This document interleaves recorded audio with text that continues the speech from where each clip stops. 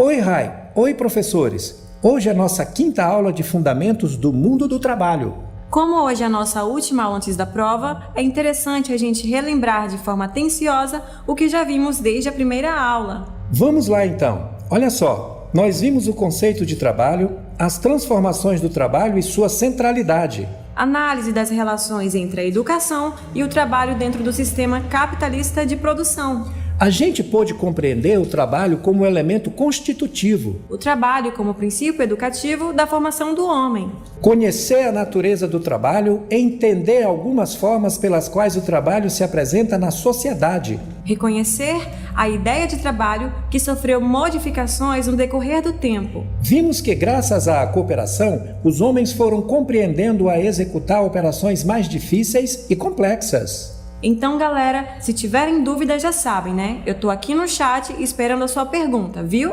Agora é com vocês, professores. Daqui a pouco a gente tá de volta. Olá, alunos e alunas, professores tutores da disciplina de Fundamentos do Mundo do Trabalho. Bem-vindos. Essa é a nossa última aula, revisão. Daqui a pouco tem prova para todo mundo. Eu sou a professora Márcia e estivemos aqui juntos. Professor Eliene, por favor. Oi, estudante. Oi, querida estudante.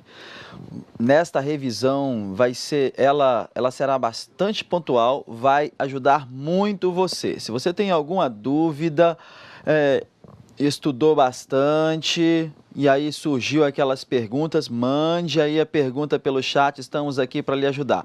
Agora, um detalhe, hein? Fique muito atento, a professora vai pontuar direitinho as questões que serão abordadas na prova. Então é uma revisão muito certeira, aquele negócio assim onde... Então se você ficar muito atenta a esta aula, você vai tirar 10, nota máxima, ok? Vamos aos objetivos de nossa aula hoje. Revisar os conceitos de trabalho, trabalho informal, automação e teletrabalho, trabalho decente e trabalho escravo. Revisar a relação entre gênero e desigualdade no trabalho. Revisar a origem histórica e o papel da escola. O conteúdo para atingirmos estes objetivos são: conceito e natureza do trabalho, trabalho informal, automação e teletrabalho. Os conceitos de trabalho decente e trabalho escravo, gênero e desigualdade no trabalho, o papel da escola.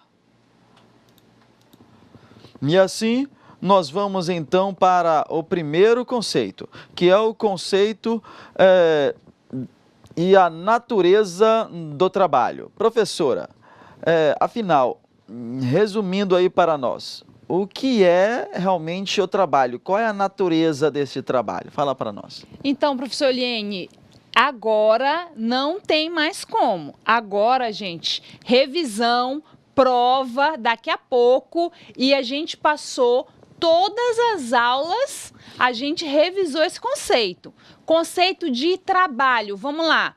Trabalho é a forma do homem intervir no mundo, dele buscar tudo aquilo que necessita e construir-se a si mesmo.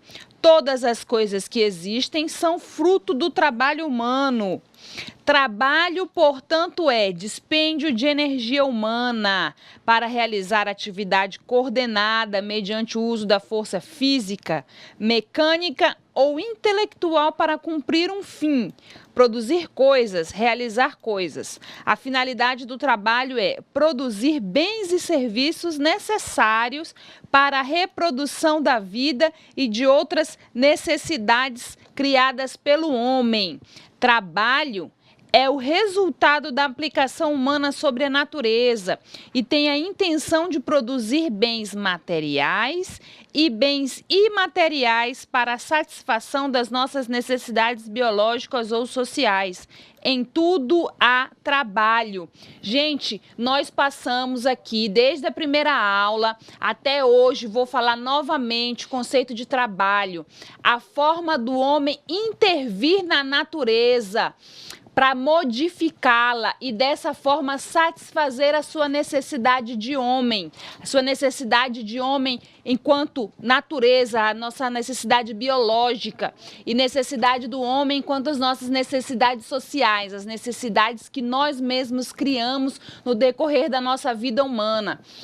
Certamente vai cair na prova, uma coisa que foi muito revisada, muito falada, tá? Em toda a aula a gente está falando, todo slide quase tem esse conceito de trabalho, né? Espero que tenha ficado bastante claro, né, a forma do homem intervir no mundo e realizar as suas necessidades físicas, biológicas e sociais, né? Esse é conceito de trabalho.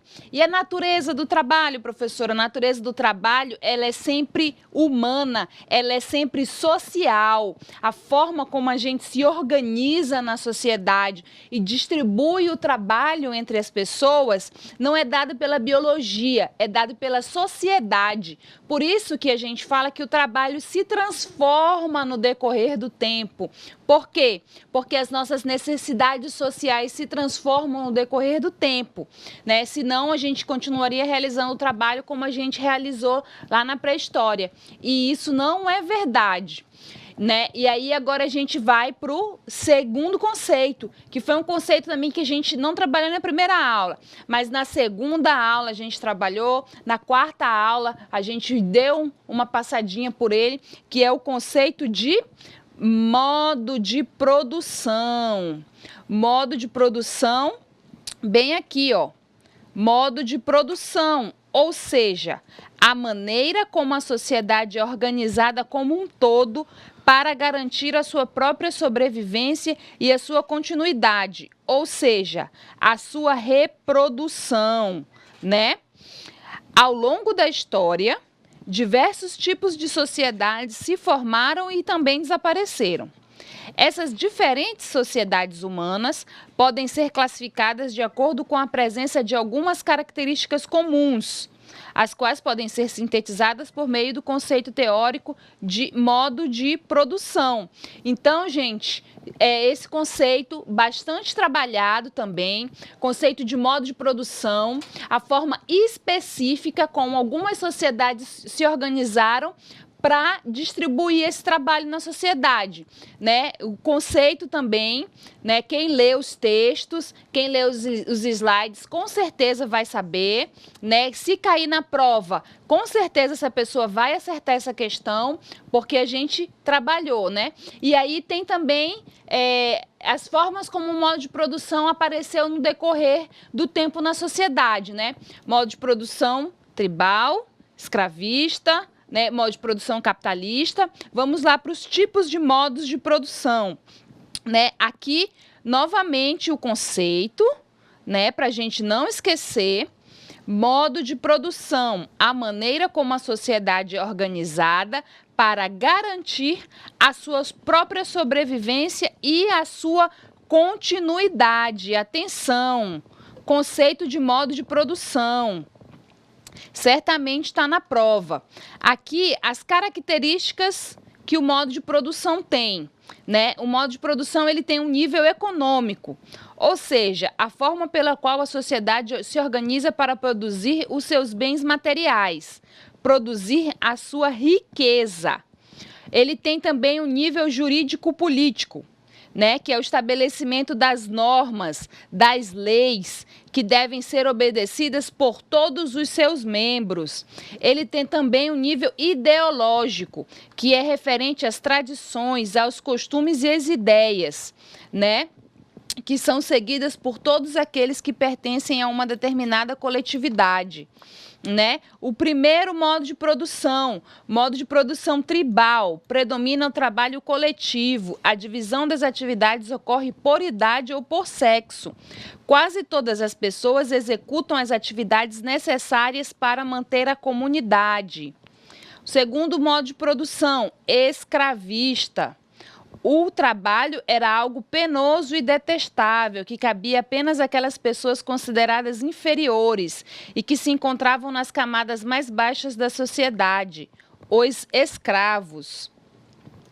né? E aí, gente, então a gente teve essas características do modo de produção e essas formas históricas que o modo de produção existiu no decorrer da evolução do homem na sociedade, né? A gente teve uma aula em que a gente trabalhou especificamente modo de produção, a gente viu detalhadamente essas características, a gente viu detalhadamente cada um desses modos de produção.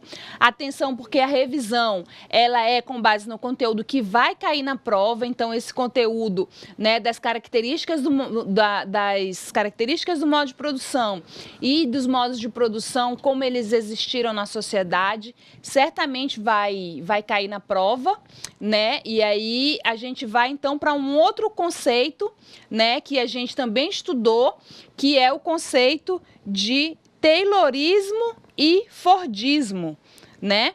Que a gente falou lá do Taylor e do Henry Ford. E aí a gente tem que a que se refere, né, esses termos? Eles referem-se ao aumento da produtividade com o uso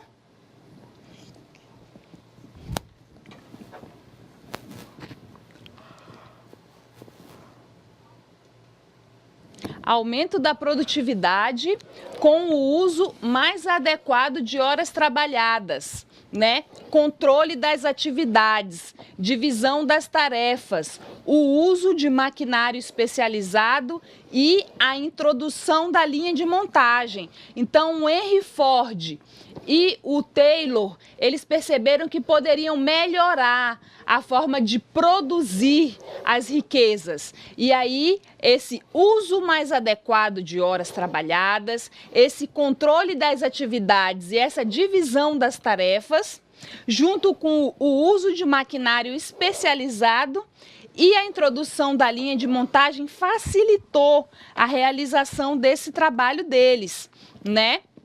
A gente já viu esse conceito, né? Esse é o conceito, essa é a finalidade do Taylorismo e do Fordismo, né? E aí, com a evolução desse Taylorismo e Fordismo, né, surgiu a automação do trabalho e surgiu também o teletrabalho, né? A automação ou maquinário programável é o processo tecnológico pelo qual as máquinas executam atividades relativamente complexas, sem a necessidade de um operador fixo. A gente viu isso aqui, né? A gente, nessa aula, a gente falou de algumas características do trabalho que estão relacionadas ao avanço da tecnologia na sociedade. E aí isso permitiu, né, que existissem essa forma de trabalho, que é uma forma de trabalho automatizada, em que o homem, antes ele executava todo um processo e agora ele apenas liga uma máquina e essa máquina realiza a maior parte do trabalho. Esse é o processo de automação. E o processo de automação, né, das atividades, ele caminha junto com outro processo, que é o processo do teletrabalho, né, que também nós vemos aqui, ela foi possibilitada pelo avanço tecnológico, né? Está relacionado ao avanço tecnológico.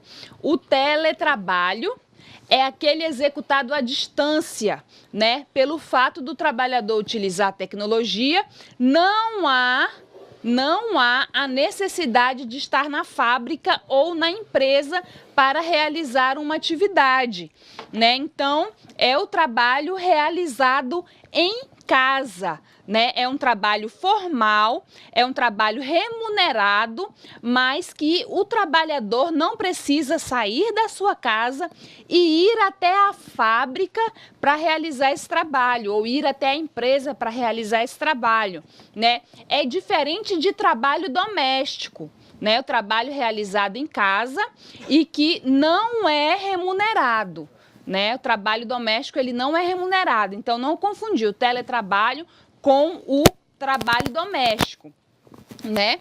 E existe também essa categoria de trabalho informal, né? o trabalho informal, ele não garante benefícios ao empregado nem ao empregador, né? Então, nessa aula, a gente viu que existe legislação que justifica, né? Existe uma legislação que regula o trabalho, né? Que houveram algumas alterações nas leis e existe uma legislação que regula o trabalho. E o trabalho informal, ele está fora da regulação, né? Então, se antes todo o trabalho era informal, porque não existia uma legislação que regulasse isso. Agora, como a legislação cobra que você tenha carteira assinada, que você tenha determinados direitos, que você tenha um salário mínimo, o trabalho que está fora, né, dessa legislação, ele não é um trabalho formal, ele é um trabalho informal. E ele surgiu, né, essa categoria, né, só foi entendida como trabalho informal a partir da existência da legislação. Então, o trabalho informal também é uma forma de trabalho, também já foi vista em aula, também estará na prova, né? Esse aqui a gente já viu, né? A gente teve uma aula muito interessante sobre o trabalho do homem e o trabalho da mulher, né? E aqui a gente tem a divisão e o trabalho doméstico, que vocês não vão confundir com o trabalho informal. A divisão doméstica do trabalho é o modo pelo qual a responsabilidade das atividades do lar é dividida entre seus membros. Na maioria das casas, a maior parte da responsabilidade, se não toda a responsabilidade, é das mulheres. Então, foi aquela aula sobre gênero e trabalho escravo, né? Vocês vão se recordar que a gente falou, né, da forma como o mercado de trabalho, de um modo geral, trata a mulher. E aí existe, dentro e fora do mercado de trabalho, a ideia de que existe um trabalho de homem e a ideia de que existe um trabalho de mulher. E aí isso impacta toda a relação de trabalho das pessoas, né? E aí uma delas é reflexo, né, dessa divisão doméstica do trabalho, né? Aí, continuando esse conteúdo, o trabalho doméstico, que não é o trabalho informal, é aquele trabalho realizado que não visa lucro, Ele é realizado no âmbito doméstico, ou seja, da casa, e ele é de forma contínua, ou seja, ele acontece de uma forma rotineira. É o trabalho realizado em casa em atividades de limpeza, manutenção, né? E pela qual aquele que realiza nada recebe, né? E resultado disso é a segregação ocupacional por gênero, né? Essa ideia de que há trabalhos específicos para homens e mulheres, né? Dá origem a essa segregação ocupacional dos gêneros, que se refere ao fato de homens e mulheres estarem concentrados em tipos diferentes de empregos, baseados nas interpretações dominantes do que vem a ser uma atividade adequada para cada sexo, né? Então, todas essas questões a gente viu nessa aula em que a gente tratou de gênero, né? Que a gente viu também que não é uma questão relacionada a aspectos biológicos, né, o fato de ser homem, o fato de ser mulher, são questões relacionadas a aspectos sociais, né? Então, a ideia, né, uma coisa que existe na nossa cabeça, a ideia de que homens e mulheres devem exercer atividades distintas é que dá origem a essa segregação, né, dos gêneros, em que a mulher tem que ser a secretária e o homem tem que ser o chefe, né? E existe também essa dupla jornada de trabalho para a mulher, porque além dela realizar o trabalho fora de casa, ela tem também que realizar o trabalho doméstico, o trabalho do lar.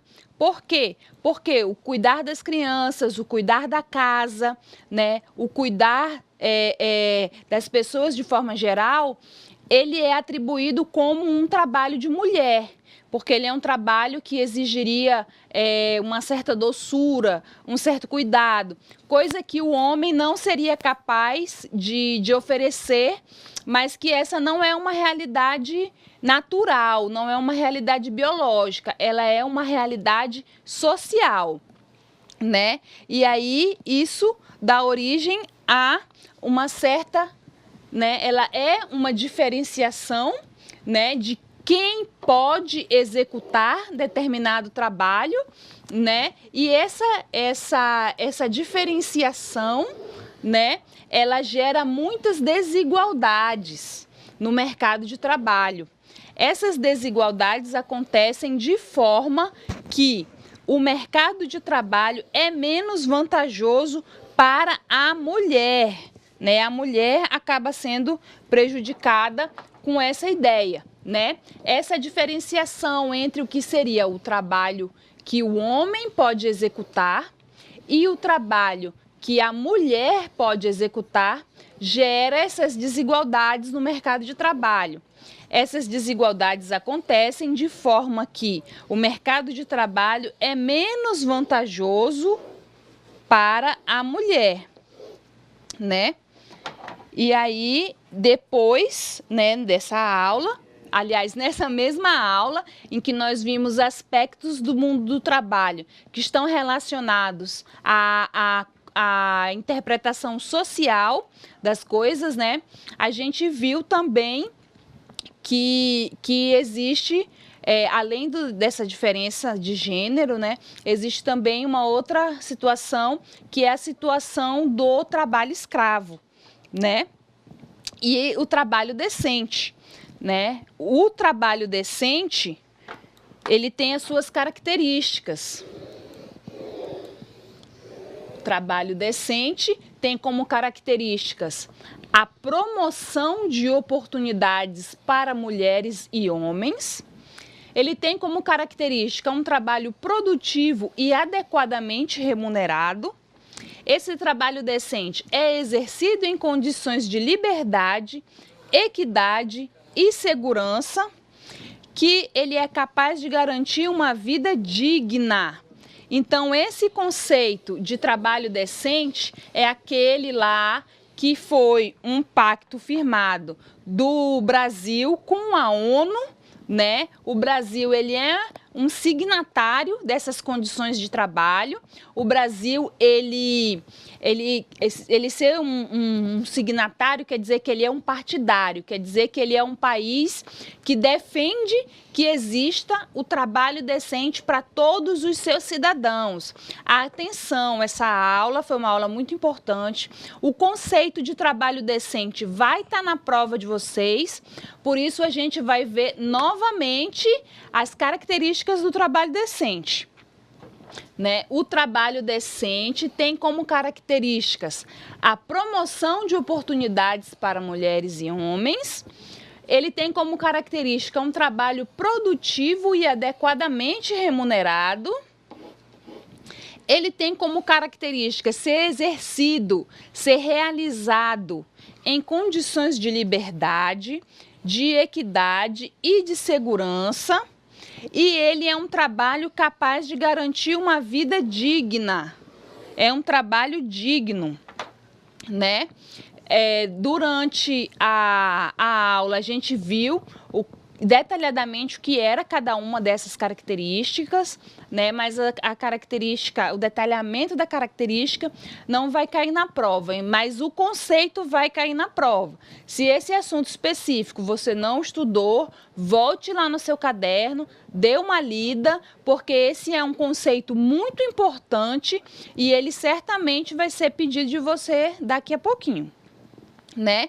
Junto com o trabalho decente, a gente viu também que existe a sua contrapartida, né? Que é uma coisa muito desagradável, que é a situação análoga à escravidão, né? E a diferença entre a situação análoga à escravidão e o período da escravidão que realmente existiu, né, é o seguinte, que o trabalho escravo, né, a escravidão era uma forma legal, estava na lei, né, era uma forma legal e socialmente aceita de produzir riqueza por meio de força de trabalho não remunerada, né? Ele aconteceu em várias partes do mundo e no período colonial da história brasileira, né? Era a forma legal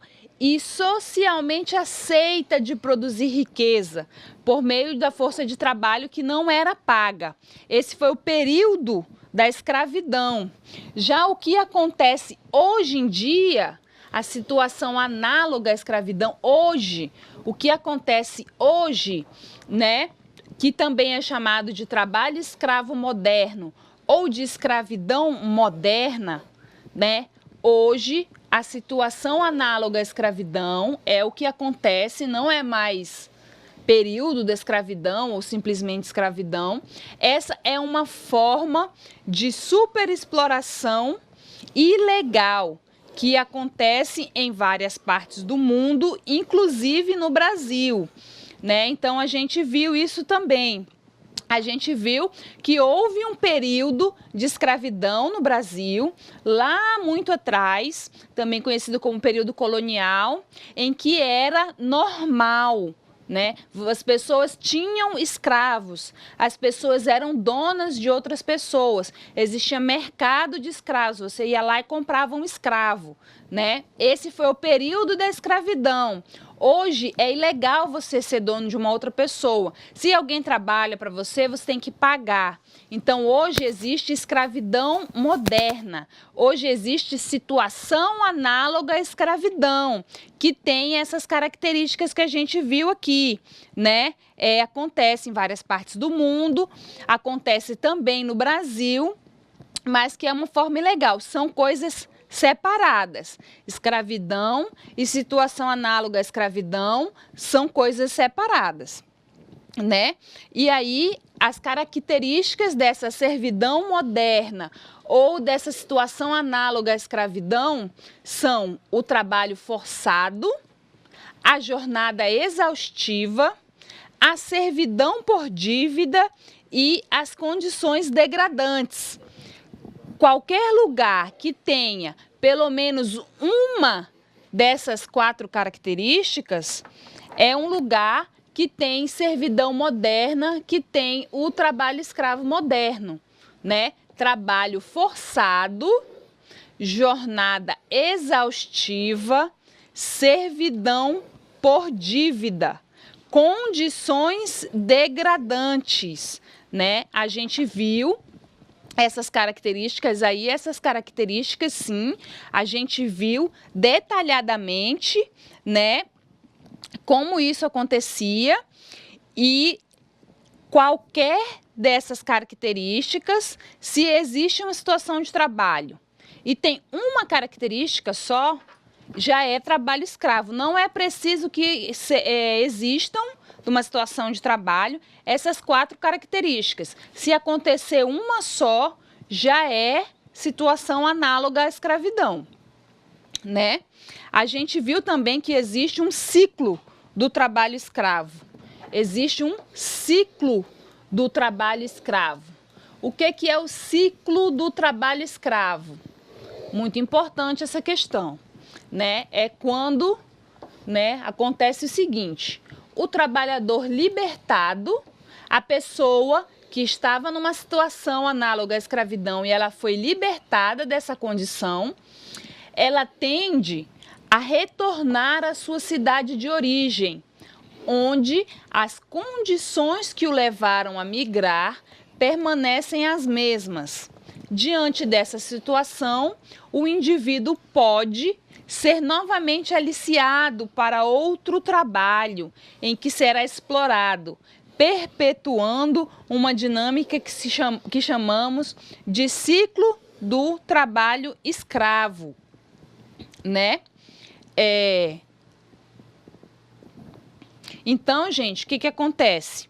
A gente viu que a maioria das pessoas que são submetidas ao trabalho escravo são aquelas pessoas, né, que não têm escolaridade, são aquelas pessoas de áreas remotas, então zonas rurais remotas, e aí essas pessoas, elas são as que mais são submetidas ao trabalho escravo, né? E quando essas pessoas são libertas, né, que chega o pessoal do Ministério do Trabalho, fiscaliza os locais de trabalho, encontra pessoas nessas situações degradantes, com trabalho forçado, com trabalho não remunerado, e essas pessoas são libertas e elas voltam para sua casa. Elas voltam para a mesma condição de pobreza, para essas áreas remotas, sem estudo, e aí essa pessoa acaba aceitando um outro trabalho. E aí esse outro trabalho é um trabalho escravo, né, que ela vai ser novamente submetida à situação de exploração, sem pagamento, em local indigno, né? Quando essa pessoa, ela sai de um trabalho escravo e ela retorna para um outro trabalho escravo, isso chama ciclo do trabalho escravo, né? Isso é uma situação muito perigosa, muito chata, que acontece e é um conceito importante que vai ser cobrado na prova junto com a situação análoga à escravidão, junto com o trabalho decente, porque é muito importante a gente saber o conceito e identificar essas situações para poder possivelmente denunciar, né? Essa foi a nossa terceira aula, né, que a gente viu essa questão do gênero, a gente viu essa questão das formas de trabalho associadas a como a gente entende, né, não tá relacionado à tecnologia, está relacionado a aspectos sociais, né, e aí a gente foi para a nossa quinta aula, que era uma aula a respeito da educação e da interface que a educação tem com a escola, né? Então a gente vai ver algumas características, né? Então a gente viu lá o trabalho e a educação no modo de produção tribal, né? Lá nesse modo de produção tribal, os homens apropriavam-se coletivamente dos meios de produção. Todos esses homens tinham afazeres semelhantes e produziam a sua existência em comum. Os homens realizavam trabalho e educavam a próxima geração ao mesmo tempo. Para eles, não existia o mundo do trabalho, né? Entretanto, em algum momento, houve essa separação entre o trabalho manual e o trabalho intelectual. Atenção para esses conceitos de trabalho manual e trabalho intelectual. O trabalho manual, né, ele é aquele realizado com as mãos e com esforço físico. Já o trabalho intelectual é aquele em que mais usamos o intelecto e o raciocínio. Então, estávamos todos no modo de produção tribal, surgiu o trabalho manual e o trabalho intelectual, ou seja, houve uma diferenciação no trabalho, né? E aí, por causa disso, surgiu a escola, né? Surgiu a escola, ela surgiu no modo de produção escravista e aí passou a haver duas formas de educação. Aquela dos que têm tempo e aquela dos que não têm tempo. Então, a gente viu, gente, que lá no modo de produção tribal só existia uma forma de educação. Qual era essa forma de educação? Era aquela forma de educação ampla, né, que acontece na sociedade. As pessoas viviam e se educavam. Não havia necessidade de ter um local específico para as pessoas aprenderem alguma coisa, porque elas aprendiam tudo aquilo que elas necessitavam vivendo, né? Então, em algum momento, aconteceu a separação entre o trabalho de quem pensa e o trabalho de quem faz, né? o trabalho daqueles que iam governar a cidade e o trabalho daqueles que iam realizar atividades. Né? Aqueles que iam governar a cidade precisavam de alguns conhecimentos e aqueles que iam trabalhar, realizar coisas, não iam governar a cidade, eles precisavam de um outro tipo de conhecimento. E aí então surgiu a escola, né? Porque existiam duas formas diferentes de educar. A educação tinha duas finalidades distintas. Então, alguns iam para a escola e outros continuavam estudando, continuavam aprendendo enquanto viviam. Né? A escola era para os ricos, para aqueles que tinham tempo de estudar. E o trabalho, né, as pessoas aprendiam trabalhando, eram as pessoas que não tinham tempo. Então, aí, nesse sentido, que surge aqui a escola dos que têm tempo, né, e a educação daqueles que não têm tempo. Já a escola profissional, né, ela surge a partir dessa necessidade do modo de produção capitalista, né? Esses cursos profissionais enfatizam os aspectos operacionais associados ao exercício de tarefas específicas, né, dentro do processo de produção de riquezas. Já a escola de formação geral enfatiza as qualificações intelectuais gerais de línguas, matemática, oratória, política. As escolas profissionalizantes enfatizam aspectos operacionais do processo de produção, né? A gente já viu isso também, como que surgem as escolas profissionais. E essa foi a nossa revisão, né? Todos os conteúdos dessa aula certamente cairão na prova, né?